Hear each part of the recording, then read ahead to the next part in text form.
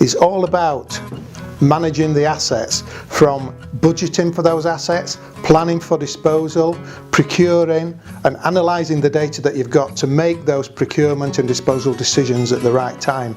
But it's not just about that. It's not just about procuring and getting rid of the data at the right time, which is where the millions can be solved, but it's doing the analysis associated with that.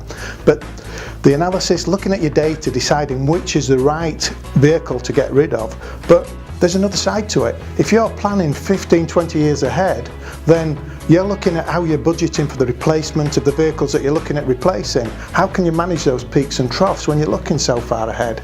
And also, if you're looking at running a workshop, how many staff do you need for that workshop? So you're looking at building a rate card, you're looking at doing an analysis with the types of vehicles that you're going to be having in 10, 15 years to make sure that not only are you getting the best vehicles and the best value for vehicles, but you're staffed up accordingly, and that you've got the proper maintenance and repair facilities available to maintain those vehicles, and you can budget for the whole lot using the CAM product.